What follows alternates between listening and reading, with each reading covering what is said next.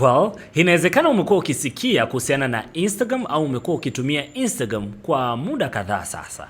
Lakini uliwahi kusikia namna ambavyo Instagram inavyofanya kazi au labda unajua namna ambavyo Instagram inavyofanya kazi. Sasa kila platform hapa duniani inayo mwongozo wa namna ya kupeleka content kwa mtu au hata kupeleka content zako.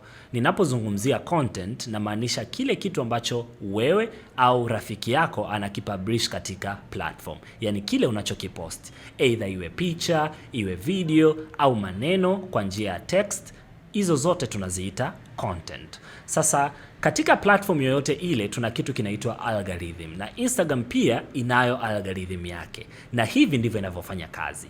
Sasa kama una followers au hauna followers, tutaanza kwa watu ambao hawana followers, yani umefungua account mpya. Sasa hivi ndivyo algorithm inavyofanya kazi. Sasa kama umefungua account mpya na ukaposti kitu, sasa algorithm hapa haitopeleka kitu chako kwa followers kwa sababu wewe utakuwa hauna followers, lakini kitu itakachokiangalia ni watch time, yani muda ambao watu watakao utumia kutizama video yako ni muda kiasi gani. Sasa kama utakuwa ni muda wa kutosha, labda video yako inashawishi watu kuendelea kuitizama, basi algorithm itadetect kwamba video yako ni bora na itaipeleka kwa watu wengine zaidi. Lakini sasa kama una followers, inamaanisha hapa algorithm itapeleka content yako kwa 20% ya followers wako. Kwa hiyo let's say kama una followers 1000, maana yake ni kwamba 20% ya followers 1000, hapa tunaongelea watu 200. Kwa maana yake video yako au content yako itapelekwa kwa watu 200 kwanza, and then sasa watu wale hapa vitazingatiwa vigezo vitatu.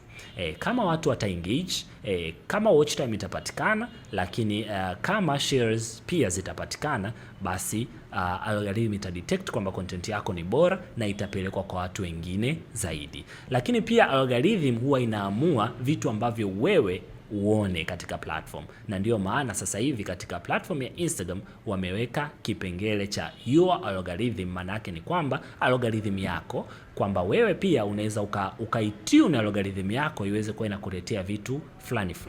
Kwa hiyo ukiingia katika sehemu hii ambayo ninakuonesha hapa, utaiona hiyo sehemu ya your algorithm, na hapo utaweza kuiambia algorithm hiyo kwamba wewe unatamani kuwa unaona vitu gani katika akaunti yako ya Instagram.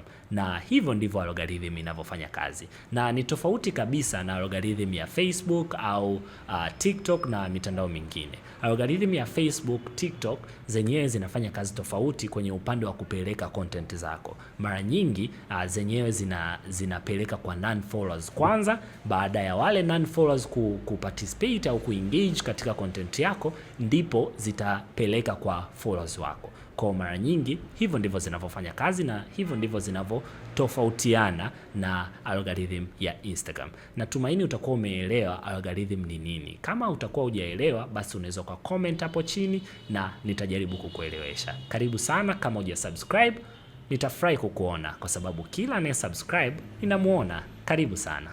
Peace.